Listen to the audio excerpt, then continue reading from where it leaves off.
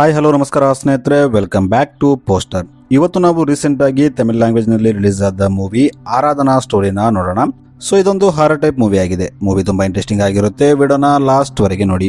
ಇನ್ನು ಕತೆ ಆರಂಭದಲ್ಲಿ ನಮಗೆ 1 ವರ್ಷ ಹಿಂದಿನ ಸ್ಟೋರಿ ತೋರಿಸ್ತಾರೆ. ಇಲ್ಲಿ ಕೆಲವು ಹುಡುಗರು ಬಾಲ್ ಇಂದ ಆಟವಾಡ್ತಿರ್ತಾರೆ. ಅದೇ ಟೈಮಲ್ಲಿ ಅವರ ಬಾಲ್ ಕಾಡಿನ ಒಳಗೆ ಹೋಗುತ್ತೆ. ಆಗ ಒಬ್ಬ ಹುಡುಗಿ ಬಾಲ್ ದೊರಕ್ಕೆ ಕಾಡೊಳಗೆ ಹೋಗ್ತಾಳೆ. ಆಕೆ ಅಲ್ಲಿನ ದೃಶ್ಯ ನೋಡಿ ಶಾಕ್ ಆಗ್ತಾಳೆ. ಆಕೆ ಅಲ್ಲಿ ಜೋರಾಗಿ ಕೂಗ್ತಾಳೆ. ಆಕೆ ಸೌಂಡ್ ಕೇಳಿ ಉಳಿದ ಮಕ್ಕಳು ಕೂಡ ಅಲ್ಲಿ ಓಡಿ ಬರ್ತಾರೆ. ಅವರು ಕೂಡ ಅಲ್ಲಿನ ದೃಶ್ಯ ನೋಡಿ ಶಾಕ್ ಆಗಿ ಜೋರಾಗಿ ಕೂಗ್ತಾರೆ. ಆಕ್ಚುಲಿ ಅಲ್ಲಿ ಒಂದು ಸ್ಕಲ್ ಬಿದ್ದಿರುತ್ತೆ. ಈಗ ಸ್ಟೋರಿ ಪ್ರೆಸೆಂಟ್ ಟೈಮ್ಗೆ ಬರುತ್ತೆ. ಇಲ್ಲಿ ನಮಗೆ ಪ್ರದೀಪ್ ಅನ್ನೋ ಒಬ್ಬ ರೈಟರ್ ನ ತೋರಿಸ್ತಾರೆ. ಈತ ಇಲ್ಲಿ ಏನೋ ಬರೀತಿರ್ತಾನೆ. ಅದೇ ಟೈಮಲ್ಲಿ ಅವನ ಹೆಂಡತಿ ಮಾಯಾ ಅಲ್ಲಿಗೆ ಬರ್ತಾಳೆ. ಈಕೆ ಬಂದು ಅವನಿಗೆ ತನ್ನ ಪ್ರೆಗ್ನೆನ್ಸಿ ಕಿಟ್ ತೋರಿಸ್ತಾಳೆ. ಪ್ರದೀಪ್ ಅದನ್ನ ನೋಡಿ ಮಾಯಾ ಮೇಲೆ ಕೋಪ ಮಾಡ್ತಾನೆ. ಏಕೆಂದ್ರೆ ಆತ ಅದನ್ನ ಕೊರೋನಾ ಟೆಸ್ಟ್ ಅಂತ ಅನ್ಕೊಂಡಿರ್ತಾನೆ. ಆದ್ರೆ ಸ್ವಲ್ಪ ಹೊತ್ತಾದ್ಮೇಲೆ ಪ್ರದೀಪ್ಗೆ ಅದು ಪ್ರೆಗ್ನೆನ್ಸಿ ಕಿಟ್ ಅಂತ ಗೊತ್ತಾಗುತ್ತೆ. ಆಗ ಅವನು ಮಾಯಾ ಪ್ರೆಗ್ನೆಂಟ್ ಆಗಿರೋದನ್ನ ನೋಡಿ ತುಂಬಾ ಖುಷಿ ಆಗ್ತಾನೆ. ಈಗ ಪ್ರದೀಪ್ ಹೋಗಿ ಅವನ ತಾಯಿಗೆ ಈ ವಿಷಯ ಹೇಳ್ತಾನೆ. ಅವನ ತಾಯಿ ಕೂಡ ತುಂಬಾ ಖುಷಿ ಆಗ್ತಾಳೆ. ಆಕ್ಚುಲಿ ಪ್ರದೀಪ್ ತಾಯಿಗೆ ಮೆಡಿಕಲ್ ಕಂಡೀಷನ್ ಇರುತ್ತೆ. ಆಕೆ ವೀಲ್ ಚೇರ್ ಮೇಲೆ ಇರ್ತಾಳೆ. ಇನ್ನು ಮಾಯಾ ಕೂಡ ಒಬ್ಬ ಡಾಕ್ಟರ್ ಆಗಿರ್ತಾಳೆ. ಆಕೆ ಸರ್ಜನ್ ಆಗಿರ್ತಾಳೆ. ಆಕೆ ಪ್ರದೀಪ್ಗೆ ನಾನು 5 ತಿಂಗಳ ಪ್ರೆಗ್ನೆಂಟ್ ಆದಾಗ ನಾನು ಡ್ಯೂಟಿಗೆ ಹೋಗೋದು ಬಂದ್ ಮಾಡ್ತೀನಿ ಅಂತ ಹೇಳ್ತಾಳೆ. ಈಗ ಇವರು ತುಂಬಾ ಖುಷಿಯಿಂದ ಇರ್ತಾರೆ. ಯಾಕಂದ್ರೆ ಮಾಯಾ ಪ್ರೆಗ್ನೆಂಟ್ ಆಗಿರ್ತಾಳೆ. ಇದೇ ಸಂತೋಷದ ನಡುವೆ ಒಂದು ದಿನ ಪ್ರದೀಪ್ ತಾಯಿ ಸತ್ತೋಗ್ತಾಳೆ. ಇದರಿಂದ ಪ್ರದೀಪ್ಗೆ ತುಂಬಾ ದುಃಖವಾಗುತ್ತೆ. ಅವನು ಡಿಪ್ರೆಷನ್ಗೆ ಹೋಗ್ತಾನೆ. ಅವನು ತನ್ನ ತಾಯಿನ ಮರೆಯೋಕೆ ತನ್ನ ರೈಟಿಂಗ್ ನ ಕಂಟಿನ್ಯೂ ಮಾಡ್ಬೇಕಂತ ಅನ್ಕೋತಾನೆ. ಆದ್ರೆ ಅವನಿಗೆ ಯಾವುದೇ ಹೊಸ ಐಡಿಯಾ ಬರ್ತಿರಲ್ಲ. ಆಗ ಅವನು ತನ್ನ ಮೈಂಡ್ ನ ಫ್ರೆಶ್ ಅಪ್ ಮಾಡೋಕೆ ತನ್ನ ಫ್ರೆಂಡ್ ಜೊತೆ ಒಂದು ಟ್ರಿಪ್ಗೆ ಹೋಗ್ತಾನೆ. ಆದ್ರೂ ಅಲ್ಲೂ ಅವನಿಗೆ ತನ್ನ ಮೈಂಡ್ ಅಲ್ಲಿ ಯಾವ ಐಡಿಯಾ ಹೊಳಿತಿರಲ್ಲ. ಇನ್ನು ಪ್ರದೀಪ್ ಡಿಪ್ರೆಷನ್ ಟ್ಯಾಬ್ಲೆಟ್ ಕೂಡ ತಗೋತಿರ್ತಾನೆ. ಹೀಗಿದ್ದಾಗ ಒಂದು ದಿನ ಪ್ರದೀಪ್ ಒಂದು ಬುಕ್ ಸ್ಟೋರ್ಗೆ ಹೋಗ್ತಾನೆ. ಅವನು ಅಲ್ಲಿ ಬುಕ್ಸ್ ನ ನೋಡ್ತಿದ್ದಾಗ ಅವನ ಬುಕ್ ಅಲ್ಲಿ ಅವನಿಗೆ ಕಾಣುತ್ತೆ. ಆಗ ಅಲ್ಲಿ ಒಬ್ಬ ವ್ಯಕ್ತಿ ಬರ್ತಾನೆ. ಈತ ಪ್ರದೀಪ್ಗೆ ನೀನು ಬರೀತಿರೋ ಬುಕ್ ನ ಕಂಟಿನ್ಯೂ ಮಾಡು, ನಾನು ಅದನ್ನ ಪಬ್ಲಿಷ್ ಮಾಡ್ತೀನಿ ಅಂತ ಹೇಳ್ತಾನೆ. ಆಕ್ಚುಲಿ ಪ್ರದೀಪ್ ಮಾಯಾಸೂರ್ ಎಂಬ ಒಂದು ಬುಕ್ ನ ಬರೆದಿರ್ತಾನೆ. ಆದ್ರೆ ಅದು ಅರ್ಧ ಆಗಿರುತ್ತೆ. ಆ ಬುಕ್ ನ ಸಮರಿ ನೋಡಿ ಆ ವ್ಯಕ್ತಿಗೆ ಅದು ತುಂಬಾ ಇಷ್ಟ ಆಗಿರುತ್ತೆ. ಅದಕ್ಕೆ ಅವನು ಪ್ರದೀಪ್ಗೆ ನೀನು ಆ ಬುಕ್ ನ ಕಂಟಿನ್ಯೂ ಮಾಡು, ನಾನು ಅದನ್ನ ಪಬ್ಲಿಷ್ ಮಾಡ್ತೀನಿ ಅಂತ ಹೇಳ್ತಾನೆ. ಇನ್ನೊಂದು ಕಡೆ ಮಾಯಾ ಸರ್ಜರಿ ಮಾಡ್ತಿದ್ದಾಗ ಆಕೆ ಮೂರ್ಛೆ ಹೋಗ್ತಾಳೆ. ಆಗ ಪ್ರದೀಪ್ಗೆ ಈ ವಿಷಯ ಗೊತ್ತಾದಾಗ ಅವನು ಅಲ್ಲಿಗೆ ಬರ್ತಾನೆ. ಇಲ್ಲಿ ಪ್ರದೀಪ್ ಮಾಯಾಗೆ ಬೈತಾನೆ. ಮತ್ತು ನಾನು ನಿನಗೆ ಮೊದಲೇ ಹೇಳಿದ್ದೆ ನೀನು ರೆಸ್ಟ್ ಮಾಡುವಂತ, ಸುಮ್ಮನೆ ಹಾಸ್ಪಿಟಲ್ ಇಂದ ರಜೆ ತಗೊಂಡು ಮನೇಲಿರು ಅಂತ ಹೇಳ್ತಾನೆ. ಆಗ ಮಾಯಾ ನಾನೇನು ರಜೆ ತಗೊಳ್ಳೋದು, ಅವರೇ ಈಗ ನನಗೆ ರಜೆ ಕೊಟ್ಟಿದ್ದಾರೆ, ನಾನು ಈಗಿಂದ ಮನೇಲಿರ್ತೀನಿ ಅಂತ ಹೇಳ್ತಾಳೆ. ಈಗ ಪ್ರದೀಪ್ ಮಾಯನ ಕರ್ಕೊಂಡು ಮನೆಗೆ ಬರ್ತಾನೆ. ಪ್ರದೀಪ್ ಮನೆಗೆ ಬಂದು ನ್ಯೂಸ್ ನೋಡ್ತಿರ್ತಾನೆ. ಆಗ ಅವನಿಗೆ ಒಂದು ಊರಲ್ಲಿ ಒಂದು ಸ್ಕೆಲೆಟನ್ ಸಿಕ್ಕಿದೆ ಅಂತ ಗೊತ್ತಾಗುತ್ತೆ.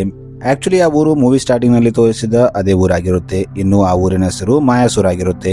ಪ್ರದೀಪ್ ಆ ನ್ಯೂಸ್ ನ ನೋಡಿ ತನ್ನ ಲ್ಯಾಪ್ಟಾಪ್ ನಲ್ಲಿ ಏನೋ ಸರ್ಚ್ ಮಾಡ್ತಾನೆ. ಅವನು ಆಕ್ಚುಲಿ ಆ ಊರಲ್ಲಿ ಎಷ್ಟು ಸ್ಕೆಲೆಟನ್ ಸಿಕ್ತು, ಎಲ್ಲಿ ಸಿಕ್ತು ಅಂತ ಸರ್ಚ್ ಮಾಡ್ತಾನೆ. ಆಮೇಲೆ ಅವನು ತನ್ನ ಫ್ರೆಂಡ್ ಗೆ ಕಾಲ್ ಮಾಡಿ ನಾಳೆ ನಾವು ಒಂದು ಊರಿಗೆ ಹೋಗ್ತಿದ್ವಿ, ಎಲ್ಲಿ ಅಂತ ಕೇಳಬೇಡ, ಸುಮ್ಮನೆ ಬ್ಯಾಗ್ ಪ್ಯಾಕ್ ಮಾಡ್ಕೊಂಡು ಬಂದ್ಬಿಡು ಅಂತ ಹೇಳ್ತಾನೆ. ಈಗ ಪ್ರದೀಪ್ ಮಾಯಾ ಹತ್ರ ಹೋಗಿ ನಾಳೆ ನಾನು ಒಂದು ಟ್ರಿಪ್ಗೆ ಹೋಗ್ತಿದ್ದೀನಿ ಅಂತ ಹೇಳ್ತಾನೆ. ಇದನ್ನ ಕೇಳಿ ಮಾಯಾಗೆ ತುಂಬಾ ಬೇಜಾರಾಗುತ್ತೆ. ಇನ್ನು ಮಾರನೇ ದಿನ ಪ್ರದೀಪ್ ಹೋಗ್ತಿದ್ದಾಗ ಮಾಯಾ ಪ್ರದೀಪ್ ಜೊತೆ ಮಾತಾಡಲ್ಲ. ಆಕೆ ಬೇಜಾರಲ್ಲಿ ಕೂತ್ಕೊಂಡಿರ್ತಾಳೆ. ಇದನ್ನ ನೋಡಿ ಪ್ರದೀಪ್ ಮಾಯಾಗೆ ಆಯ್ತು ನೀನು ಕೂಡ ನಮ್ಮ ಜೊತೆ ಬರ್ಬೋದು ಅಂತ ಹೇಳ್ತಾನೆ. ಆಗ ಮಾಯಾ ತಕ್ಷಣ ತನ್ನಲ್ಲಿದ್ದ ಲಗೇಜ್ ನ ತಗೋತಾಳೆ. ಇದನ್ನ ನೋಡಿ ಪ್ರದೀಪ್ ಶಾಕ್ ಆಗ್ತಾನೆ. ಹೇಗಂದ್ರೆ ಮಾಯಾ ಆಲ್ರೆಡಿ ಪ್ರದೀಪ್ ತನ್ನ ಜೊತೆ ಕರ್ಕೊಂಡು ಹೋಗ್ತಾನೆ ಅಂತ ತನ್ನ ಲಗೇಜ್ ನ ರೆಡಿ ಮಾಡ್ಕೊಂಡಿರ್ತಾಳೆ. ಈಗ ಮಾಯಾ ಮತ್ತು ಪ್ರದೀಪ್ ತನ್ನ ಬ್ಯಾಗ್ ಅನ್ನ ತಗೊಂಡು ತನ್ನ ಕಾರ್ ಹತ್ರ ಬಂದಾಗ ಅಲ್ಲಿ ಪ್ರದೀಪ್ ಫ್ರೆಂಡ್ ಇರ್ತಾನೆ. ಮಾಯಾ ಪ್ರದೀಪ್ ಫ್ರೆಂಡ್ ನ ನೋಡಿ ನೀನ್ ಯಾಕೆ ನಮ್ಮ ನಡುವೆ ಅಂತ ಹೇಳ್ತಾಳೆ. ಇದನ್ನ ಕೇಳಿ ಅವನು ಅರ್ಥ ಮಾಡ್ಕೊಂಡು ಅಲ್ಲಿಂದ ವಾಪಸ್ ಹೋಗ್ಬಿಡ್ತಾನೆ. ಈಗ ಇವರು ತಮ್ಮ ಜರ್ನಿನ ಸ್ಟಾರ್ಟ್ ಮಾಡ್ತಾರೆ. ಇವರು ದಾರಿಯಲ್ಲಿ ಹೋಗ್ತಿದ್ದಾಗ ಒಂದು ಟೀ ಸ್ಟಾಲ್ ಹತ್ರ ನಿಂತ್ಕೋತಾರೆ. ಇಲ್ಲಿ ಪ್ರದೀಪ್ಗೆ ಈ ಊರಲ್ಲಿ ನೆಟ್ವರ್ಕ್ ಬರ್ತಿಲ್ಲ ಅಂತ ಗೊತ್ತಾಗುತ್ತೆ. ಇಲ್ಲಿ ಪ್ರದೀಪ್ಗೆ ಒಬ್ಬ ಹುಡುಗಿ ಕಾಣ್ತಾಳೆ. ಈಕೆ ಅಲ್ಲಿ ಏನೋ ಬರ್ತಾ ಕೂತಿರ್ತಾಳೆ. ಆಗ ಮಾಯಾ ಪ್ರದೀಪ್ ಹತ್ರ ಬಂದು ನಾವು ಎಲ್ಲಿ ಸ್ಟೇ ಮಾಡುತ್ತಿದ್ವಿ ಅಂತ ಕೇಳ್ತಾಳೆ. ಆದ್ರೆ ಪ್ರದೀಪ್ ಯಾವ ಹೋಟೆಲ್ ಬುಕ್ ಮಾಡಿರಲ್ಲ. ಯಾಕಂದ್ರೆ ಅವನು ತನ್ನ ಫ್ರೆಂಡ್ ಜೊತೆಯಲ್ಲಿ ಬರ್ಬೇಕಂತ ಪ್ಲಾನ್ ಮಾಡ್ಕೊಂಡಿರ್ತಾನೆ. ಆದ್ರೆ ಮಾಯಾ ಇವನ ಜೊತೆ ಬಂದಿರ್ತಾಳೆ. ಆಗ ಪ್ರದೀಪ್ ಅಲ್ಲೇ ಕೂತಿದ್ದ ಆ ಹುಡುಗಿಗೆ ಇಲ್ಲಿ ಏನಾದ್ರೂ ಲಾಡ್ಜ್ ಸಿಗುತ್ತಾ ಅಂತ ಕೇಳ್ತಾನೆ. ಆಗ ಆ ಹುಡುಗಿ ಈ ಊರಲ್ಲಿ ಯಾವ ಲಾಡ್ಜ್ ಇಲ್ಲ, ಆದ್ರೆ ಈ ಊರಿನ ಪ್ರೆಸಿಡೆಂಟ್ ಹತ್ರ ಒಂದು ವಿಲಾ ಇದೆ, ಇಲ್ಲಿಗೆ ಬರೋ ಜನ ಅಲ್ಲೇ ಸ್ಟೇ ಮಾಡ್ತಾರೆ, ನಿಮಗೆ ಅಭ್ಯಂತರವಿಲ್ಲ ಅಂದ್ರೆ ನೀವು ಕೂಡ ಅಲ್ಲೇ ಸ್ಟೇ ಮಾಡಬಹುದು, ನಾನು ಪ್ರೆಸಿಡೆಂಟ್ ಹತ್ರ ಮಾತಾಡ್ತೀನಿ ಅಂತ ಹೇಳ್ತಾಳೆ. ಆಗ ಪ್ರದೀಪ್ ಆಯ್ತು ಅಂತ ಆಕೆ ಹೆಸರನ್ನ ಕೇಳ್ತಾನೆ. ಆಕೆ ತನ್ನ ಹೆಸರು ಭಾರ್ಗವಿ ಅಂತ ಹೇಳ್ತಾಳೆ. ಈಗ ಭಾರ್ಗವಿ ಪ್ರದೀಪ್ ಮತ್ತು ಮಾಯನ ಕರ್ಕೊಂಡು ಪ್ರೆಸಿಡೆಂಟ್ ಹತ್ರ ಕರ್ಕೊಂಡು ಬರ್ತಾಳೆ. ಇಲ್ಲಿ ಪ್ರೆಸಿಡೆಂಟ್ ಭಾರ್ಗವಿನ ನೋಡಿ ನಿನ್ನ ರಿಸರ್ಚ್ ಎಲ್ಲಿವರೆಗೆ ಬಂತು ಅಂತ ಕೇಳ್ತಾನೆ. ಆಗ ಭಾರ್ಗವಿ ಇನ್ನು ನಡೀತಾ ಇದೆ, ರೆಡಿ ಆದ ತಕ್ಷಣ ನಾನು ನಿಮಗೆ ಹೇಳ್ತೀನಿ ಅಂತ ಹೇಳ್ತಾಳೆ. ಇನ್ನು ಭಾರ್ಗವಿ ಪ್ರೆಸಿಡೆಂಟ್ಗೆ ನಿಮ್ಮಿಂದ ನನಗೆ ಒಂದು ಹೆಲ್ಪ್ ಬೇಕು, ಇವರಿಬ್ಬರು ನನ್ನ ಸ್ನೇಹಿತರು, ಇವರಿಗೆ ಇಲ್ಲಿ ಇರೋಕೆ ಒಂದು ರೂಮ್ ಕೊಡ್ತೀರಾ ಅಂತ ಕೇಳ್ತಾಳೆ. ಆಗ ಪ್ರೆಸಿಡೆಂಟ್ ಆಯ್ತು ಅಂತ ಅವರಿಗೂ ಸಹ ಒಂದು ರೂಮ್ ಕೊಡ್ತಾನೆ. ಅದೇ ವಿಲಾದಲ್ಲಿ ಕಮಲ್ ಅನ್ನೋ ಒಬ್ಬ ವ್ಯಕ್ತಿ ಇರ್ತಾನೆ. ಈತ ಭಾರ್ಗವಿನ ಲವ್ ಮಾಡ್ತಿರ್ತಾನೆ. ಈತ ಪ್ರದೀಪ್ ಮತ್ತು ಮಾಯನ ನೋಡಿ ಅವರಿಗೆ ಲಗೇಜ್ ಎತ್ತಲು ಹೆಲ್ಪ್ ಮಾಡ್ತಾನೆ. ಈಗ ಕಮಲ್ ಅವರಿಗೆ ಒಂದು ರೂಮ್ ತೋರಿಸ್ತಾನೆ. ಆ ರೂಮ್ ನ ನೋಡಿ ಮಾಯಾಗೆ ತುಂಬಾ ಇಷ್ಟವಾಗುತ್ತೆ. ಇನ್ನು ರಾತ್ರಿ ಆದಾಗ ಆ ವಿಲಾ ಪಕ್ಕದಲ್ಲಿ ಒಂದು ಪಾರ್ಟಿ ನಡೀತಿರುತ್ತೆ. ಆಕ್ಚುಲಿ ಸಾಟರ್ಡೆ ಮತ್ತು ಸಂಡೇ ಅಲ್ಲಿ ಕೆಲವು ಹುಡುಗರು ಬಂದು ಪಾರ್ಟಿ ಮಾಡ್ತಿರ್ತಾರೆ. ಈಗ ಪ್ರದೀಪ್ ಕೂಡ ಆ ಪಾರ್ಟಿ ಹತ್ರ ಹೋಗ್ತಾನೆ. ಅಲ್ಲಿ ಭಾರ್ಗವಿ ಇರ್ತಾಳೆ. ಈಕೆ ಪ್ರದೀಪ್ನ ಅಲ್ಲಿ ನೋಡಿ ಅವನಿಗೆ ತನ್ನ ಫ್ರೆಂಡ್ ಜೊತೆ ಪರಿಚಯ ಮಾಡಿಸ್ತಾಳೆ. ಇನ್ನು ಇದೇ ಗ್ರೂಪ್ ಅಲ್ಲಿ ಯಾಮಿನಿ ಅನ್ನೋ ಒಬ್ಬ ಹುಡುಗಿ ಇರ್ತಾಳೆ. ಈಕೆ ಮೆಡಿಕಲ್ ಸ್ಟೂಡೆಂಟ್ ಆಗಿರ್ತಾಳೆ. ಆಕ್ಚುಲಿ ಈಕೆ ಪ್ರೆಸಿಡೆಂಟ್ ಮಗಳಾಗಿರ್ತಾಳೆ. ಇನ್ನು ಕಮಲ್ ಪ್ರದೀಪ್ಗೆ ನೀವ್ಯಾಕೆ ಇಲ್ಲಿ ಬಂದಿದ್ದೀರಾ ಅಂತ ಕೇಳ್ತಾನೆ. ಆಗ ಪ್ರದೀಪ್ ನಾನೊಬ್ಬ ರೈಟರ್, ನಾನು ಸ್ಟೋರಿ ಬರೆಯೋಕೆ ಒಳ್ಳೆ ಲೊಕೇಶನ್ ನ ಹುಡುಕ್ತಿರ್ತೀನಿ. ಅದೇ ರೀತಿ ಇಲ್ಲಿ ಕೂಡ ಲೊಕೇಶನ್ ಹುಡ್ಕೊಂಡು ಬಂದಿದ್ದೀನಿ ಅಂತ ಹೇಳ್ತಾನೆ. ಈಗ ಭಾರ್ಗವಿ ಕೂಡ ತನ್ನ ಬಗ್ಗೆ ಹೇಳ್ತಾಳೆ. ನಾನೊಬ್ಬ ಫಾರೆನ್ಸಿಕ್ ಸೈಕಾಲಜಿ ಸ್ಟೂಡೆಂಟ್, ನಾನು ಇಲ್ಲಿ ಥೀಸಿಸ್ ನ ಬರೆಯೋಕೆ ಬಂದಿದ್ದೀನಿ ಅಂತ ಹೇಳ್ತಾಳೆ. ಇವರು ಮಾತಾಡ್ತಿದ್ದಾಗ ಅಲ್ಲಿ ಮಾಯಾ ಬರ್ತಾಳೆ. ಭಾರ್ಗವಿ ಮತ್ತು ಪ್ರದೀಪ್ ಮಾತಾಡೋದನ್ನ ನೋಡಿ ಮಾಯಾಗೆ ಸ್ವಲ್ಪ ಜಲಸ್ ಫೀಲ್ ಆಗುತ್ತೆ. ಇಲ್ಲಿ ಮಾಯಾ ಮಾತಾಡ್ತಾ ಎಲ್ಲ ಜನ ಯಾಕೆ ನನ್ನನ್ನ ಪ್ರಶ್ನೆ ಮಾಡ್ತಿದ್ದಾರೆ, ನೀನ್ ಯಾಕೆ ಇಲ್ಲಿ ಬಂದೆ, ನೀನು ಪ್ರೆಗ್ನೆಂಟ್ ಆಗಿದ್ದೀಯಾ, ಇಲ್ಲಿ ಬರಬಾರ್ದಾಗಿತ್ತು ಅಂತ ಹೇಳ್ತಿದ್ದಾರೆ. ಇಲ್ಲಿ ಏನಾದ್ರೂ ದೇವಭೂತದ ಸ್ಟೋರಿ ಇದೆನಾ ಅಂತ ಕೇಳ್ತಾಳೆ. ಇದನ್ನ ಕೇಳಿ ಕಮಲ್ ಮತ್ತು ಅವನ ಫ್ರೆಂಡ್ ಯೋಗಿ ಮಾಯಾಗೆ 1 ವರ್ಷ ಹಳೆಯ ಸ್ಟೋರಿಯನ್ನ ಹೇಳ್ತಾರೆ. ಅಂದ್ರೆ ಮೂವಿ ಸ್ಟಾರ್ಟಿಂಗ್ ನಲ್ಲಿ ತೋರಿಸಿದ ಅದೇ ಸ್ಟೋರಿನ ಹೇಳ್ತಾರೆ. ಕೆಲವು ಮಕ್ಕಳು ಒಂದು ಗ್ರೌಂಡ್ ಅಲ್ಲಿ ಆಟವಾಡ್ತಿದ್ರು. ಅವರ ಬಾಲು ಕಾಡೊಳಗೆ ಹೋಯ್ತು. ಆಗ ಅವರು ಬಾಲ್ ತರಕ್ಕೆ ಕಾಡೊಳಗೆ ಹೋದಾಗ ಅವರಿಗೆ ಅಲ್ಲಿ ಒಂದು ಸ್ಕೆಲೆಟನ್ ಸಿಕ್ತು. ಭಾರ್ಗವಿ ಆ ಸ್ಕೆಲೆಟನ್ 30 ವರ್ಷ ಹಳೆದು ಅಂತ ರಿಸರ್ಚ್ ನಲ್ಲಿ ಗೊತ್ತಾಯ್ತು. ಆದ್ರೆ ಇಲ್ಲಿವರೆಗೆ ಆ ಸ್ಕೆಲೆಟನ್ ಯಾರ್ದು ಮತ್ತು ಅಲ್ಲಿ ಹೇಗೆ ಬಂತು ಅಂತ ಮಿಸ್ಟ್ರಿ ಆಗಿದೆ. ಅದು ಯಾರಿಗೂ ಗೊತ್ತಾಗಿಲ್ಲ ಅಂತ ಹೇಳ್ತಾಳೆ. ಈಗ ಮಾಯಾ ಯಾಮಿನ ನೋಡಿ ನೀವೇನ್ ಮಾಡ್ತೀರಾ ಅಂತ ಕೇಳ್ತಾಳೆ. ಆಗ ಆಕೆ ನಾನೊಬ್ಬ ಮೆಡಿಕಲ್ ಸ್ಟೂಡೆಂಟ್ ಅಂತ ಹೇಳ್ತಾಳೆ. ಇನ್ನು ಯಾಮನಿಗೆ ಮಾಯಾ ಒಬ್ಬ ಡಾಕ್ಟರ್ ಅಂತ ಗೊತ್ತಾದಾಗ ನಾನು ನಿಮಗೆ ಒಂದು ಪ್ರಶ್ನೆ ಕೇಳಬೇಕು, ನೀವು ಇಲ್ಲೇ ಇರಿ, ಒಂದು 5 ನಿಮಿಷದಲ್ಲಿ ಬರ್ತೀನಿ ಅಂತ ಹೇಳ್ತಾಳೆ. ಈಗ ಯಾಮಿನಿ ಅಲ್ಲಿಂದ ಎದ್ದು ಹೋಗ್ತಾಳೆ. ಇನ್ನು ಸ್ವಲ್ಪ ಹೊತ್ತಾದ್ಮೇಲೆ ಯೋಗಿ ಮತ್ತು ಕಮಲ್ ಕೂಡ ಅಲ್ಲಿಂದ ಎದ್ದು ಹೋಗ್ತಾರೆ. ಇನ್ನು ಭಾರ್ಗವಿ ಕೂಡ ನೀವು ಮಾತಾಡ್ತಾ ಇರಿ, ನಾನು ಈಗ ಬರ್ತೀನಿ ಅಂತ ಅಲ್ಲಿಂದ ಎದ್ದು ಹೋಗ್ತಾಳೆ. ಈಗ ಅಲ್ಲಿದ್ದವರೆಲ್ಲ ಅಲ್ಲಿಂದ ಎದ್ದು ಹೋಗಿರ್ತಾರೆ. ಈಗ ಅಲ್ಲಿ ಕೇವಲ ಪ್ರದೀಪ್ ಮತ್ತು ಮಾಯಾ ಇರ್ತಾರೆ. ಈಗ ಮಾಯಾ ಪ್ರದೀಪ್ನ ಬೈತಾಳೆ ಮತ್ತು ನೀನು ಆ ಹುಡುಗಿ ಜೊತೆ ಅಷ್ಟೊಂದು ಕ್ಲೋಸ್ ಆಗಿ ಯಾಕೆ ಮಾತಾಡ್ತಿದ್ಯಾ ಅಂತ ಕೇಳ್ತಾಳೆ. ಆಗ ಪ್ರದೀಪ್ ಹಾಗೇನಿಲ್ಲ, ಆಕೆಗೆ ಬುಕ್ ಅಲ್ಲಿ ಇಂಟ್ರೆಸ್ಟ್ ಇದೆ, ನನಗೇನಾದ್ರೂ ಹೊಸ ಐಡಿಯಾ ಸಿಗ್ಬೋದು ಸ್ಟೋರಿ ಬರೆಯೋಕೆ ಅಂತ ಆಕೆ ಜೊತೆ ಮಾತಾಡ್ತಿದ್ಯಾ ಅಂತ ಹೇಳ್ತಾನೆ. ಇನ್ನೂ ರಾತ್ರಿ ಆದಾಗ ಪ್ರದೀಪ್ಗೆ ನಿದ್ದೆ ಬರ್ತಿರಲ್ಲ. ಆಗ ಅವನು ಎದ್ದು ಹೊರಗೆ ಹೋಗ್ತಾನೆ. ಅವನು ಒಂದು ಕಡೆ ಸುಮ್ಮನೆ ವಾಕಿಂಗ್ ಮಾಡ್ತಿದ್ದಾಗ ಯಾರೋ ಅವನನ್ನ ದೂರದಿಂದ ಗಮನಿಸ್ತಿರೋತನ ಅವನಿಗೆ ಅನಿಸ್ತಿರುತ್ತೆ. ಈ ಕಡೆ ಮಾಯಾಗೆ ಎಚ್ಚರಿಕೆ ಆದಾಗ ಆಕೆ ಪಕ್ಕದಲ್ಲಿ ಪ್ರದೀಪ್ ಇರಲ್ಲ. ಆಕೆ ಈ ಟೈಮಲ್ಲಿ ಪ್ರದೀಪ್ ಎಲ್ಲಿ ಹೋಗಿರ್ಬೋದು ಅಂತ ಯೋಚನೆ ಮಾಡ್ತಾಳೆ. ಇನ್ನು ಆಕೆ ನೀರು ಕುಡಿಬೇಕಂತ ಕಿಚನ್ಗೆ ಎದ್ದು ಹೋಗ್ತಿದ್ದಾಗ ಆಕೆಗೆ ಹಾಲಿಂದ ಯಾರೋ ಅಳ್ತಿರೋ ಶಬ್ದ ಕೇಳುತ್ತೆ. ಆಕೆ ಅಲ್ಲಿ ಹೋಗಿ ನೋಡಿದಾಗ ಅಲ್ಲಿ ಯಾಮಿನಿ ಕೂತಿರ್ತಾಳೆ. ಈಕೆ ಜೋರಾಗಿ ಅಳ್ತಿರ್ತಾಳೆ. ಇನ್ನು ಆಕೆ ಪ್ರೈವೇಟ್ ಪಾರ್ಟ್ ಇಂದ ರಕ್ತ ಬರ್ತಿರುತ್ತೆ. ಇದನ್ನು ನೋಡಿ ಮಾಯಾ ಆಕೆಗೆ ಏನಾಯ್ತು ಅಂತ ಕೇಳ್ತಾಳೆ. ಆದ್ರೆ ಯಾಮಿನಿ ಏನು ಮಾತಾಡದೆ ಸುಮ್ಮನೆ ಅಳ್ತಿರ್ತಾಳೆ. ಆಗ ಆಕೆ ಯಾಮಿನಿಗೆ ನೀನು ಚಿಂತೆ ಮಾಡಬೇಡ, ನಾನು ನಿನಗೆ ಟ್ರೀಟ್ಮೆಂಟ್ ಕೊಡ್ತೀನಿ ಅಂತ ಹೇಳ್ತಾಳೆ. ಈಕೆ ಅಲ್ಲಿಂದ ತಿರುಗಿದಾಗ ಅಲ್ಲಿ ಒಬ್ಬ ಹುಡುಗಿ ಬರ್ತಾಳೆ. ಹಾಗೆ ಮಾಯಾಗೆ ಯಾಮಿನಿ ಅಕ್ಕಗೆ ಏನೋ ಆಗಿದೆ ಅಂತ ಎಲ್ಲರೂ ಮಾತಾಡ್ತಿದ್ದಾರೆ ಅಂತ ಹೇಳ್ತಾಳೆ. ಇದನ್ನ ಕೇಳಿ ಮಾಯಾ ಆಕೆಗೆ ಏನಾಗಿಲ್ಲ, ಆಕೆ ಚೆನ್ನಾಗಿದ್ದಾಳೆ ಅಂತ ಹಿಂದೆ ತಿರುಗಿ ನೋಡ್ತಾಳೆ. ಆದ್ರೆ ಅಲ್ಲಿ ಯಾಮಿನಿ ಇರಲ್ಲ. ಇದನ್ನ ನೋಡಿ ಮಾಯಾ ಭಯ ಪಡ್ತಾಳೆ. ಆಕೆ ಅಲ್ಲಿಂದ ಮೆಲ್ಲಗೆ ಬರ್ತಿದ್ದಾಗ ಕನ್ನಡಿಯಲ್ಲಿ ತನ್ನ ಮುಖನ ನೋಡ್ತಾಳೆ. ಆಕೆ ಮುಖದ ಮೇಲೆ ರಕ್ತದ ಕಲೆಗಳಿರುತ್ತೆ. ಇನ್ನು ಅದೇ ಟೈಮಲ್ಲಿ ಅಲ್ಲಿ ಪ್ರದೀಪ್ ಬರ್ತಾನೆ. ಆದ್ರೆ ಅಲ್ಲಿ ಪ್ರದೀಪ್ ಬಂದಾಗ ಮಾಯಾಗೆ ಏನು ಆಗಿರಲ್ಲ. ಇಲ್ಲಿ ಪ್ರದೀಪ್ ಮಾಯಾಗೆ ಯಾಮಿನಿಗೆ ಏನೋ ಆಗಿದೆ ಅಂತ ಎಲ್ಲರೂ ಮಾತಾಡ್ತಿದ್ದಾರೆ. ಯಾಮಿನಿ ಎಲ್ಲಿದ್ದಾಳೆ ಅಂತ ನೋಡೋಣ ಅಂತ ಹೋಗ್ತಾನೆ. ಇವರು ಅಲ್ಲಿ ಹೋಗ್ತಿದ್ದಾಗ ಅಲ್ಲಿ ಭಾರ್ಗವಿ ಕೂಡ ಬರ್ತಾಳೆ. ಈಗ ಭಾರ್ಗವಿ, ಮಾಯಾ ಮತ್ತು ಪ್ರದೀಪ್ ಆ ಪ್ಲೇಸ್ಗೆ ಹೋಗ್ತಾರೆ. ಇವರು ಇಲ್ಲಿ ಬಂದು ನೋಡಿದಾಗ ಯಾಮಿನಿ ಬಾಡಿ ಅರ್ಧ ಸುಟ್ಟೋಗಿರುತ್ತೆ. ಇಲ್ಲಿ ಆ ವಿಲಾದಲ್ಲಿದ್ದ ಎಲ್ಲರೂ ಜಮಾ ಆಗಿರ್ತಾರೆ. ಇನ್ನು ಅಲ್ಲಿ ಯಾಮಿನಿ ತಂದೆ ಕೂಡ ಇರ್ತಾನೆ. ಈಗ ಸ್ವಲ್ಪ ಹೊತ್ತಾದ್ಮೇಲೆ ಪೊಲೀಸರಿಗೆ ಇನ್ಫಾರ್ಮ್ ಮಾಡಲಾಗುತ್ತೆ. ಇಲ್ಲಿ ಫಾರೆನ್ಸಿಕ್ ಮತ್ತು ಪೊಲೀಸ್ ಟೀಮ್ ಕೂಡ ಬರುತ್ತೆ.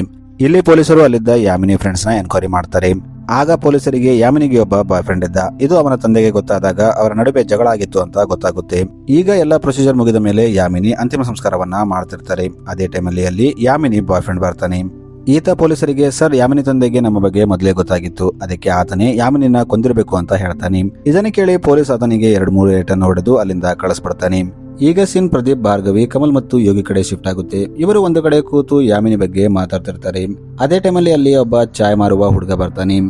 ಆಕ್ಚುಲಿ ಯಾಮಿನಿ ಸತ್ತ ಜಾಗದಿಂದ ಸ್ವಲ್ಪ ದೂರದಲ್ಲಿ ಒಂದು ಟೆಂಪಲ್ ಇರುತ್ತೆ.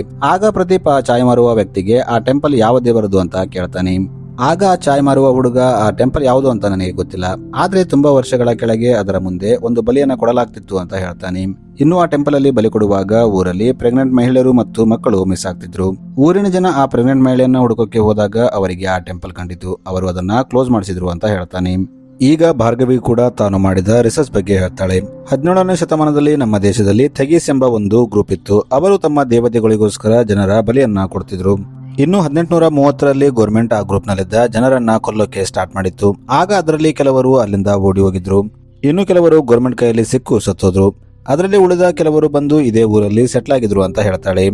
ಆಗ ಪ್ರದೀಪ್, ಹಾಗಾದ್ರೆ ಆ ಗ್ರೂಪ್ ಇನ್ನು ಈ ಊರಲ್ಲಿ ಇದೆನಾ ಅಂತ ಕೇಳ್ತಾನೆ. ಅದಕ್ಕೆ ಆಕೆ ಗೊತ್ತಿಲ್ಲ, ಇಷ್ಟೊತ್ತಿಗೆ ಅವರು ಕೂಡ ಸತ್ತೋಗಿರ್ಬೋದು ಅಂತ ಹೇಳ್ತಾಳೆ. ಇನ್ನು ಅದೇ ದಿನ ರಾತ್ರಿ ಮಾಯಾ ತನ್ನ ರೂಮಲ್ಲಿ ಮಲ್ಕೊಂಡಿದ್ದಾಗ ಆಕೆಗೆ ಏನೋ ಒಂದು ಸೌಂಡ್ ಬರ್ತಿರುತ್ತೆ. ಆಕೆ ತಕ್ಷಣ ಎದ್ದು ನೋಡ್ತಾಳೆ, ಆದ್ರೆ ಅಲ್ಲಿ ಯಾರು ಇರಲ್ಲ. ಆಗ ಆಕೆ ನೀರು ಕುಡಿಬೇಕಂತ ಒಂದು ಗ್ಲಾಸ್ ಅಲ್ಲಿ ನೀರ್ ಹಾಕ್ತಾಳೆ. ಇನ್ನು ಆಕೆ ಬಾಟಲ್ ನ ಸೈಡಿಗಿಟ್ಟು ಆ ಗ್ಲಾಸ್ ನ ತಗೊಳಕ್ಕೆ ಹೋದಾಗ ಅಲ್ಲಿ ಗ್ಲಾಸ್ ಇರಲ್ಲ. ಇದನ್ನ ನೋಡಿ ಮಾಯಾ ಶಾಕ್ ಆಗ್ತಾಳೆ, ಯಾಕಂದ್ರೆ ಆ ರೂಮ್ ಅಲ್ಲಿ ಮಾಯಾ ಬಿಟ್ರೆ ಯಾರು ಇರಲ್ಲ. ಅದೇ ಟೈಮಲ್ಲಿ ಆಕೆ ಹಿಂದೆ ಯಾರೋ ಕೂತು ನೀರನ್ನು ಕುಡಿತಿರೋ ತರ ಅನಿಸುತ್ತೆ. ಆಕೆ ಭಯದಿಂದ ಮೆಲ್ಲಗೆ ಹಿಂದೆ ತಿರುಗಿ ನೋಡ್ತಾಳೆ, ಆದ್ರೆ ಅಲ್ಲಿ ಯಾರು ಇರಲ್ಲ. ಆಕೆ ಭಯದಿಂದ ಅಲ್ಲಿಂದ ಹೊರಗೆ ಹೋಗ್ಬೇಕಂತ ನೋಡ್ತಿದ್ದಾಗ ಅಲ್ಲಿ ಪ್ರದೀಪ್ ಬರ್ತಾನೆ. ಆಕೆ ಪ್ರದೀಪ್ನ ಹಗ್ ಮಾಡಿ ಅಳ್ತಿರ್ತಾಳೆ. ಇನ್ನು ಸ್ವಲ್ಪ ಹೊತ್ತಾದ್ಮೇಲೆ ಮಾಯಾಗೆ ಪ್ರದೀಪ್ ಹೋಗ್ತಾನೆ. ಮಾಯಾ, ನೀನು ಎಲ್ಲಿದ್ದೀಯಾ? ನಾನು ಮನೆಯೊಳಗೆ ಬಂದೆ ಅಂತ ಹೇಳ್ತಾನೆ. ಇದನ್ನ ಕೇಳಿ ಮಾಯಾ ಶಾಕ್ ಆಗ್ತಾಳೆ, ಯಾಕಂದ್ರೆ ಆಕೆ ಪ್ರದೀಪ್ನ ಹಗ್ ಮಾಡ್ಕೊಂಡಿರ್ತಾಳೆ. ಈಗ ಆಕೆ ಮೆಲ್ಲಗೆ ಪ್ರದೀಪ್ನಿಂದ ದೂರ ಆಗ್ತಾಳೆ. ಆಕೆ ದೂರ ಬಂದು ನೋಡಿದಾಗ ಅಲ್ಲಿ ಪ್ರದೀಪ್ ಇರಲ್ಲ. ಈಗ ಆಕೆ ಹಾಲಲ್ಲಿ ಬಂದಾಗ ಅಲ್ಲಿ ಪ್ರದೀಪ್ ಇರ್ತಾನೆ. ಆದ್ರೆ ಆಕೆ ಪ್ರದೀಪ್ಗೆ ತನ್ನ ಜೊತೆ ಆದ ಯಾವ ಘಟನೆ ಬಗ್ಗೆ ಹೇಳಲ್ಲ. ಈಗ ಪ್ರದೀಪ್ ತನಗೆ ಬಂದ ಐಡಿಯಾದಿಂದ ಒಂದು ಸ್ಟೋರಿನ ಬರೀತಾನೆ. ಅವನು ಸ್ಟೋರಿನ ಅರ್ಧಕ್ಕೆ ಬರೆದು ಮಲ್ಕೋತಾನೆ. ಇನ್ನು ಬೆಳಗ್ಗೆ ಪ್ರದೀಪ್ಗೆ ಎಚ್ಚರಿಕೆ ಆದಾಗ ಅವನು ತನ್ನ ಬುಕ್ ಅನ್ನ ನೋಡ್ತಾನೆ. ಅದರ ಪೊಸಿಷನ್ ಚೇಂಜ್ ಆಗಿರುತ್ತೆ. ಅಂದ್ರೆ ಅವನು ರಾತ್ರಿ ಯಾವ ಪೊಸಿಷನ್ ಅಲ್ಲಿ ಬುಕ್ ಅನ್ನ ಇಟ್ಟಿರ್ತಾನೋ ಅದು ಈಗ ಚೇಂಜ್ ಆಗಿರುತ್ತೆ. ಪ್ರದೀಪ್ ಈಗ ಬುಕ್ ಅನ್ನ ತೆಗೆದು ನೋಡಿದಾಗ ಅದರಲ್ಲಿ ಸ್ಟೋರಿ ಕಂಟಿನ್ಯೂ ಆಗಿರುತ್ತೆ. ಅದರಲ್ಲಿ ಯಾರೋ ಸ್ಟೋರಿನ ಬರೆದಿರ್ತಾರೆ. ಇದನ್ನ ನೋಡಿ ಪ್ರದೀಪ್ಗೆ ಏನು ಅರ್ಥವಾಗಲ್ಲ. ಅವನು ಮಾಯಾಗೆ, ನೀನು ನನ್ನ ಬುಕ್ ಅನ್ನ ಮುಟ್ಟಿದ್ಯಾ ಅಂತ ಕೇಳ್ತಾನೆ. ಆದ್ರೆ ಮಾಯಾ ಇಲ್ಲ ಅಂತ ಹೇಳ್ತಾಳೆ. ಇನ್ನೊಂದು ಕಡೆ ಭಾರ್ಗವಿನ ತೋರಿಸ್ತಾರೆ. ಈಕೆ ಹಾಸ್ಪಿಟಲ್ಗೆ ಬಂದಿರ್ತಾಳೆ. ಇದೇ ಹಾಸ್ಪಿಟಲ್ ನಲ್ಲಿ ಯಾಮಿನಿ ಪೋಸ್ಟ್ ಮಾರ್ಟಮ್ ನಡೆದಿರುತ್ತೆ. ಅದಕ್ಕೆ ಆಕೆ ಡಾಕ್ಟರ್ಗೆ ಯಾಮಿನಿ ಪೋಸ್ಟ್ ಮಾರ್ಟಮ್ ರಿಪೋರ್ಟ್ ಕೊಡುವಂತೆ ಕೇಳ್ತಾಳೆ. ಆದ್ರೆ ಡಾಕ್ಟರ್, ನಾನು ಕೇವಲ ಪೊಲೀಸರಿಗೆ ಆ ರಿಪೋರ್ಟ್ ನ ಕೊಡ್ತೀನಿ, ನಿಮಗೆ ಕೊಡಕ್ಕಾಗಲ್ಲ ಅಂತ ಹೇಳ್ತಾನೆ. ಇದರಿಂದ ಮಾಯಾ ಹೊರಗೆ ಬಂದು ಕಮಲ್ಗೆ ಇದೇ ವಿಷಯ ಹೇಳ್ತಾಳೆ. ಆಗ ಕಮಲ್ ಮತ್ತು ಯೋಗಿ ಸೇರಿ ಏನೋ ಒಂದು ಪ್ಲಾನ್ ಮಾಡ್ತಾರೆ. ಅವರು ಡಾಕ್ಟರ್ ಇಲ್ಲದ ಟೈಮ್ ನೋಡಿ ಡಾಕ್ಟರ್ ರೂಮ್ ಒಳಗೆ ಹೋಗಿ ಆ ರಿಪೋರ್ಟ್ ನ ತಗೊಂಡು ಬರ್ತಾರೆ. ಈಗ ಭಾರ್ಗವಿ ಆ ರಿಪೋರ್ಟ್ ನ ತಗೊಂಡು ಬಂದು ಮಾಯಾಗೆ ತೋರಿಸ್ತಾಳೆ. ಆಗ ಇವರಿಗೆ ಯಾಮಿನಿ ಪ್ರೆಗ್ನೆಂಟ್ ಆಗಿದ್ಲು ಅಂತ ಗೊತ್ತಾಗುತ್ತೆ. ಇದನ್ನ ನೋಡಿ ಕಮಲ್ ಭಾರ್ಗವಿಗೆ, ಈ ಕೆಲಸ ಯಾಮಿನಿ ತಂದೆದಾಗಿರ್ಬೋದು, ತನ್ನ ಮಗಳು ಪ್ರೆಗ್ನೆಂಟ್ ಅಂತ ಗೊತ್ತಾದಾಗ ಅವನೇ ತನ್ನ ಮಗಳನ್ನ ಕೊಂದಿರ್ಬೋದು ಅಂತ ಹೇಳ್ತಾನೆ. ಆದ್ರೆ ಭಾರ್ಗವಿ ಅದಕ್ಕೆ ಒಪ್ಪಲ್ಲ. ಆಕೆ 1 ವರ್ಷದ ಹಿಂದೆ ಸಿಕ್ಕ ಸ್ಕೆಲೆಟನ್ಗೂ ಯಾಮಿನಿ ಕೊಲೆಗೂ ಏನಾದ್ರೂ ಸಂಬಂಧ ಇರ್ಬೋದು ಅಂತ ಹೇಳ್ತಾಳೆ. ಆಗ ಪ್ರದೀಪ್, ಹೌದು, ನೀನು ಹೇಳಿದಂಗೆ ಆ ತಗಸ್ಗೂ ಈ ಕೇಸ್ಗೂ ಏನಾದ್ರೂ ಲಿಂಕ್ ಇರ್ಬೋದು ಅಂತ ಹೇಳ್ತಾನೆ. ಇನ್ನು ಭಾರ್ಗವಿ ಈಗ ಆ ರಿಪೋರ್ಟ್ ನ ವಾಪಸ್ ಡಾಕ್ಟರ್ ಹತ್ರ ಇಡೋಕೆ ಹೋಗ್ತಾಳೆ. ಆಕೆ ರಿಪೋರ್ಟ್ ನ ವಾಪಸ್ ಇಡ್ತಿದ್ದಾಗ ಅಲ್ಲಿ ಡಾಕ್ಟರ್ ಬರ್ತಾನೆ. ಆಗ ಭಾರ್ಗವಿ ಡಾಕ್ಟರ್ಗೆ ಲಂಚ ಕೊಡ್ತಾನೆ. ಆಗ ಡಾಕ್ಟರ್ ಸುಮ್ಮನಾಗ್ತಾನೆ. ಈಗ ಭಾರ್ಗವಿ ಡಾಕ್ಟರ್ಗೆ ಕೆಲವೊಂದು ಪ್ರಶ್ನೆಗಳನ್ನ ಕೇಳ್ತಾಳೆ. ಇಲ್ಲಿ ಭಾರ್ಗವಿಗೆ ಡಾಕ್ಟರ್ನಿಂದ ಯಾಮಿನಿ ಸಾವಿಕ್ಕಿಂತ ಮುಂಚೆ ಆಕೆಗೆ ಅಬಾರ್ಷನ್ ಆಗಿತ್ತು ಅಂತ ಗೊತ್ತಾಗುತ್ತೆ. ಆಗ ಭಾರ್ಗವಿ ಡಾಕ್ಟರ್ಗೆ 1 ವರ್ಷದಲ್ಲಿ ಎಷ್ಟು ಜನ ಅಬಾರ್ಷನ್ ಮಾಡಿಸ್ಕೊಂಡಿದ್ದಾರೋ ಅವರ ಲಿಸ್ಟ್ ಬೇಕಾಗಿತ್ತು ಅಂತ ಕೇಳ್ತಾಳೆ. ಆಗ ಡಾಕ್ಟರ್ ಆಕೆಗೆ ಲಿಸ್ಟ್ ಕೊಡ್ತಾನೆ. ಇನ್ನು ಅದೇ ರಾತ್ರಿ ಮಾಯಾ ತನ್ನ ರೂಮಲ್ಲಿ ಬುಕ್ ಓದ್ತಾ ಕೂತಿರ್ತಾಳೆ. ಆಗ ಆಕೆಗೆ ನೀರಡಿಗೆ ಆಗುತ್ತೆ. ಆಕೆ ನೀರು ಕುಡಿಬೇಕಂತ ಹೊರಗೆ ಬಂದಾಗ ಆಕೆಗೆ ಏನೋ ವಿಚಿತ್ರವಾದ ಸೌಂಡ್ ಬರ್ತಿರುತ್ತೆ. ಆಕೆ ಆ ಸೌಂಡ್ ನ ಫಾಲೋ ಮಾಡ್ಕೊಂಡು ಆ ಕಡೆ ಹೋದಾಗ ಅಲ್ಲಿ ಯಾಮಿನಿ ಬಾಯ್ ಫ್ರೆಂಡ್ ಇರ್ತಾನೆ. ಮಾಯಾ ಯಾಮಿನಿ ಬಾಯ್ ಫ್ರೆಂಡ್ ನ ಹಿಡ್ಕೊಂಡು, ಯಾಮಿನಿನ ನೀನೇ ಕೊಂದೆ ಅಂತ ಎಲ್ಲರೂ ಹೇಳ್ತಿದ್ದಾರೆ, ನೀನು ಯಾಮಿನಿನ ಯಾಕೆ ಕೊಂದೆ ಅಂತ ಕೇಳ್ತಾಳೆ. ಆದ್ರೆ ಆತ, ಇಲ್ಲ, ನಾನು ಯಾಮಿನಿನ ಕೊಂದಿಲ್ಲ, ಯಾಕಂದ್ರೆ ಆಕೆ ಪ್ರೆಗ್ನೆಂಟ್ ಆಗಿದ್ಲು ಅಂತ ನನಗೆ ಗೊತ್ತಿತ್ತು. ಇಂಥ ಟೈಮಲ್ಲಿ ನಾನು ಆಕೆನ ಯಾಕೆ ಕೊಲ್ಲಿ ಅಂತ ಹೇಳ್ತಾನೆ. ಆಗ ಮಾಯಾ, ಹಾಗಿದ್ರೆ ನೀನು ಈ ಟೈಮಲ್ಲಿ ಇಲ್ಲೇನು ಮಾಡ್ತಿದ್ಯಾ ಅಂತ ಕೇಳ್ತಾಳೆ. ಆಗ ಆತ, ನನಗೆ ಯಾಮಿನಿ ಯಾವಾಗ್ಲೂ ಕರಿತಿರೋ ತರ ಅನಿಸುತ್ತೆ, ನನಗೆ ಆಕೆ ಪ್ರೆಸೆನ್ಸ್ ಫೀಲ್ ಆಗ್ತಿರುತ್ತೆ, ನಾನು ಸ್ವಲ್ಪ ಹೊತ್ತು ಆಕೆ ರೂಮಲ್ಲಿ ಟೈಮ್ ಸ್ಪೆಂಡ್ ಮಾಡೋಕೆ ಬಂದೆ ಅಂತ ಹೇಳ್ತಾನೆ. ಆಗ ಮಾಯಾ, ಆಯ್ತು, ನೀನು ಯಾಮಿನಿ ರೂಮಿಗೆ ಹೋಗು ಅಂತ ಅವನಿಗೆ ಪರ್ಮಿಷನ್ ಕೊಡ್ತಾಳೆ. ಇನ್ನು ಮಾರನೇ ದಿನ ಬೆಳಗ್ಗೆ ಮಾಯಾ ಒಂದು ಟೆಂಪಲ್ಗೆ ಹೋಗ್ತಾಳೆ. ಈಕೆಯಲ್ಲಿ ಒಬ್ಬ ಪೂಜಾರಿನ ನೋಡ್ತಾಳೆ. ಆಕೆ ಪೂಜಾರಿಗೆ ತನ್ನ ಮನಸ್ಸಲ್ಲಿದ್ದ ಕೆಲವು ಪ್ರಶ್ನೆಗಳನ್ನ ಕೇಳ್ತಾಳೆ. ಆಗ ಪೂಜಾರಿ ಆಕೆಗೆ, ನಿನ್ನ ನಾನು ಯಾವತ್ತೂ ಇಲ್ಲಿ ನೋಡಿಲ್ಲ, ನೀನು ಈ ಊರಿಗೆ ಹೊಸದಾಗಿ ಬಂದಿದ್ದೀಯಾ, ನಿನ್ನ ಮಗು ಚೆನ್ನಾಗಿರ್ಬೇಕಾದ್ರೆ ನೀನು ಆದಷ್ಟು ಬೇಗ ಈ ಊರನ್ನ ಬಿಟ್ಟು ಹೋಗು ಅಂತ ಹೇಳ್ತಾನೆ. ಇನ್ನೊಂದು ಕಡೆ ಭಾರ್ಗವಿ ಮತ್ತು ಕಮಲ್ ಯಾರೆಲ್ಲ ಅಬಾರ್ಷನ್ ಮಾಡಿಸ್ಕೊಂಡಿದ್ದಾರೋ ಅವರ ಮನೆಗೆ ಹೋಗ್ತಾರೆ ಮತ್ತು ಆ ಹುಡುಗಿಯರಿಗೆ ಎನ್ಕ್ವೈರಿ ಮಾಡ್ತಾರೆ. ಆಗ ಹುಡುಗಿಯರು, ನಾವು ಕಾಡಲ್ಲಿ ಹೋಗ್ತಿದ್ವಿ, ಆಗ ಅಚಾನಕ್ ಆಗಿ ಮೂರ್ಛೆ ಹೋದ್ವಿ, ನಮಗೆ ಎಚ್ಚರಿಕೆ ಆದಾಗ ನಮಗೆ ಅಬಾರ್ಷನ್ ಆಗಿತ್ತು, ಅದು ಹೇಗಾಯ್ತು ಅಂತ ನಮಗೆ ಗೊತ್ತೇ ಆಗಿಲ್ಲ ಅಂತ ಹೇಳ್ತಾರೆ. ಇನ್ನು ಭಾರ್ಗವಿ ಯಾರನ್ನೆಲ್ಲ ಮೀಟ್ ಆಗ್ತಾಳೋ ಅವರೆಲ್ಲ ಸೇಮ್ ಸ್ಟೋರಿ ಹೇಳ್ತಿರ್ತಾರೆ. ಇನ್ನು ಭಾರ್ಗವಿ ಇಲ್ಲಿ ಇನ್ನೊಂದು ವಿಷಯ ಗಮನಿಸ್ತಾಳೆ. ಅಬಾರ್ಷನ್ ಆದ ಎಲ್ಲ ಹುಡುಗಿಯರ ಕಾಲ ಮೇಲೆ ಒಂದು ವಿಚಿತ್ರವಾದ ಸಿಂಬಲ್ ಇರುತ್ತೆ. ಈಗ ಭಾರ್ಗವಿ ಮತ್ತು ಕಮಲ್ ಅಲ್ಲಿಂದ ಬರ್ತಿದ್ದಾಗ ದಾರಿಯಲ್ಲಿ ಇವರಿಗೆ ಒಬ್ಬ ಮಹಿಳೆ ಕಾಣ್ತಾಳೆ. ಈಕೆ ಹುಚ್ಚಿಯಾಗಿರ್ತಾಳೆ. ಈಕೆಯಲ್ಲಿ ಏನೋ ಒಂದು ವಿಚಿತ್ರವಾದ ಹಾಡನ್ನ ಹಾಡ್ತಿರ್ತಾಳೆ. ಈಗ ಭಾರ್ಗವಿ ಹೋಗಿ ಆ ಮಹಿಳೆಗೆ ಮಾತಾಡಿಸ್ತಾಳೆ ಮತ್ತು ನೀನ್ ಯಾಕೆ ಇಲ್ಲಿದ್ದೀಯಾ ಅಂತ ಕೇಳ್ತಾಳೆ. ಆಗ ಆ ಮಹಿಳೆ ಭಾರ್ಗವಿಗೆ ಇದನ್ನೆಲ್ಲ ಮಾಡ್ತಿದ್ದವನು ಅವನೇ ಅಂತ ಹೇಳ್ತಾಳೆ. ಆದ್ರೆ ಭಾರ್ಗವಿಗೆ ಏನು ಅರ್ಥವಾಗಲ್ಲ. ಇನ್ನೊಂದು ಕಡೆ ಮಾಯಾ ತನ್ನ ರೂಮಲ್ಲಿ ಕೂತು ಯಾಮಿನಿ ಆತ್ಮನ ಕರಿತಿರ್ತಾಳೆ ಮತ್ತು ನೀನು ಏನಾದ್ರೂ ಹೇಳೋದಿದ್ರೆ ನನಗೆ ಬಂದು ಹೇಳು ಅಂತ ಹೇಳ್ತಿರ್ತಾಳೆ. ಮಾಯಾ ತುಂಬಾ ಹೊತ್ತು ಟ್ರೈ ಮಾಡಿದ್ರು ಅಲ್ಲಿ ಯಾವ ಆತ್ಮ ಬರಲ್ಲ. ಇದರಿಂದ ಸಾಕಾಗಿ ಮಾಯಾ ಅಲ್ಲಿಂದ ಎದ್ದು ಹೋಗ್ತಿದ್ದಾಗ ಪ್ರದೀಪ್ ಬರೀತಿದ್ದ ಬುಕ್ ಕೆಳಗೆ ಬೀಳುತ್ತೆ. ಮಾಯಾ ಅದನ್ನ ತೆಗೆದು ಓದ್ತಾಳೆ. ಇನ್ನೊಂದು ಕಡೆ ಆ ಹುಚ್ಚು ಮಹಿಳೆ ಭಾರ್ಗವಿ ಹತ್ರ ಮಾತಾಡ್ತಿರ್ತಾಳೆ. ಈಕೆಯ ಭಾರ್ಗವಿಗೆ ಇದರೆಲ್ಲದರ ಹಿಂದೆ ಆರಾಧನೆ ಇದ್ದಾಳೆ ಅಂತ ಹೇಳ್ತಾಳೆ. ಈಗ ಸ್ಟೋರಿ ಫ್ಲಾಶ್ ಬ್ಯಾಕ್ಗೆ ಹೋಗುತ್ತೆ. ಇಲ್ಲಿ ನಮಗೆ ಆರಾಧನಾ ಅನ್ನೋ ಒಬ್ಬ ಮಹಿಳೆನ ತೋರಿಸ್ತಾರೆ. ಈಕೆ ಗಂಡ ಈಕೆನ ಬಿಟ್ಟು ಹೋಗಿರ್ತಾನೆ. ಈಕೆಗೆ ಒಬ್ಬ ತಂಗಿ ಇರ್ತಾಳೆ ಮತ್ತು ಒಂದು ಮಗು ಕೂಡ ಇರುತ್ತೆ. ಆರಾಧನಾ ತನ್ನ ತಂಗಿ ಮತ್ತು ಮಗು ಜೊತೆ ಇದೇ ಊರಲ್ಲಿ ಬದುಕ್ತಿರ್ತಾಳೆ.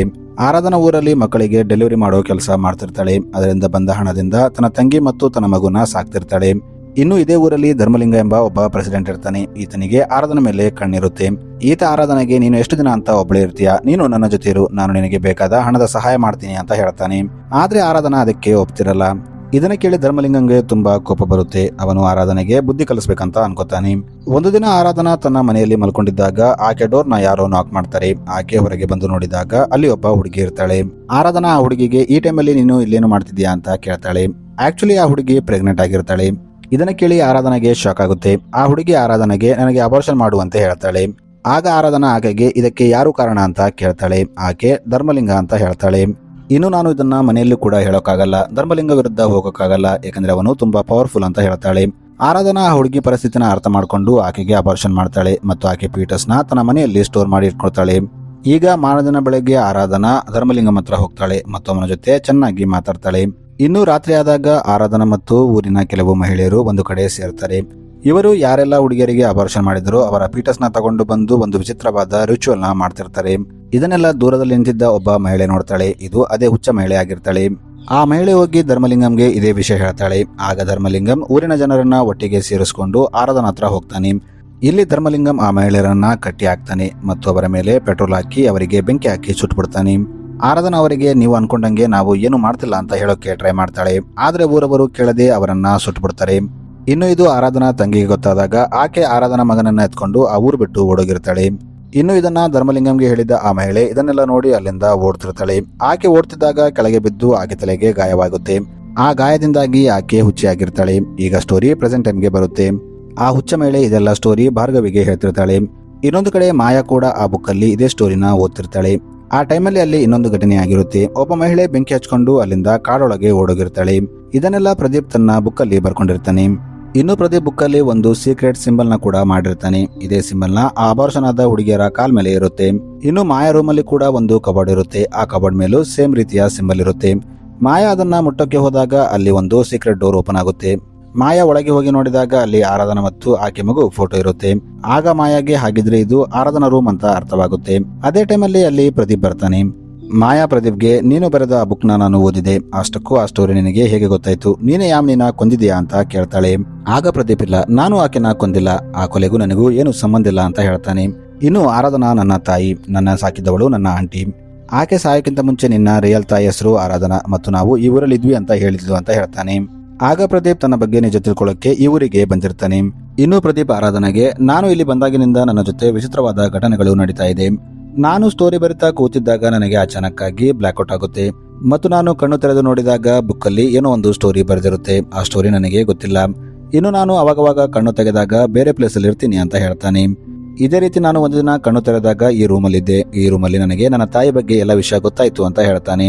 ಆದ್ರೆ ಮಾಯಾ ಅವನ ಮಾತನ್ನ ನಂಬಲ್ಲ. ನೀನು ಸುಳ್ಳು ಹೇಳ್ತಿದ್ಯಾ ಅಂತ ಹೇಳ್ತಾಳೆ. ಇದರಿಂದ ಪ್ರದೀಪ್ಗೆ ಕೋಪ ಬರುತ್ತೆ. ಅವನು ಭಾರ್ಗವಿ ಕೈಕಾಲ್ನ ಕಟ್ಟಿ ಹಾಕ್ತಾನೆ. ನೀನು ನನ್ನ ನಂಬಲಿಲ್ಲ ಅಂದ್ರೆ ಹೇಗೆ? ನೀನು ಹೊರಗೆ ಹೋಗಿ ಪ್ರಪಂಚಕ್ಕೆ ನನ್ನ ಸತ್ಯವನ್ನ ಹೇಳ್ತೀಯಾ? ಅದಕ್ಕೆ ನೀನು ಹೊರಗೆ ಹೋಗಬಾರ್ದು. ನೀನು ನನ್ನ ಹೆಂಡತಿ, ನೀನು ನನಗೆ ಸಪೋರ್ಟ್ ಮಾಡಬೇಕು ಅಂತ ಹೇಳ್ತಾನೆ. ಆಮೇಲೆ ಮಾಯಾಗೆ ನಾನು ಹೊರಗೆ ಹೋಗಿ ಸ್ಟೋರಿನ ಕಂಪ್ಲೀಟ್ ಮಾಡ್ತೀನಿ, ನೀನು ಅಲ್ಲಿವರೆಗೆ ಇಲ್ಲೇ ಇರು, ನನ್ನ ತಾಯಿ ನಿನ್ನ ಚೆನ್ನಾಗಿ ನೋಡ್ಕೋತಾಳೆ ಅಂತ ಹೇಳ್ತಾನೆ. ಇನ್ನೊಂದು ಕಡೆ ಭಾರ್ಗವಿ, ಕಮಲ್ ಮತ್ತು ಯೋಗಿ ಇನ್ನು ಸ್ವಲ್ಪ ಎವಿಡೆನ್ಸ್ ನ ಕಲೆಕ್ಟ್ ಮಾಡೋಕೆ ಕಾಡೊಳಗೆ ಹೋಗ್ತಾರೆ. ಆಗ ಇಲ್ಲಿಯವರೆಗೆ ಒಂದು ಹಳೆ ಮನೆ ಕಾಣುತ್ತೆ. ಇನ್ನು ಪ್ರದೀಪ್ ಕಾರಲ್ಲಿ ಹೋಗ್ತಿದ್ದಾಗ ಅವನ ಕಿವಿಗೆ ಏನೋ ವಿಚಿತ್ರವಾದ ಸೌಂಡ್ ಬರ್ತಿರುತ್ತೆ. ನೀನು ಆಕೆನ ನಂಬೇಡ, ಆಕೆನ ಕೊಂದ್ಬಿಡು ಅಂತ ಆ ಸೌಂಡ್ ಅವನಿಗೆ ಹೇಳ್ತಿರುತ್ತೆ.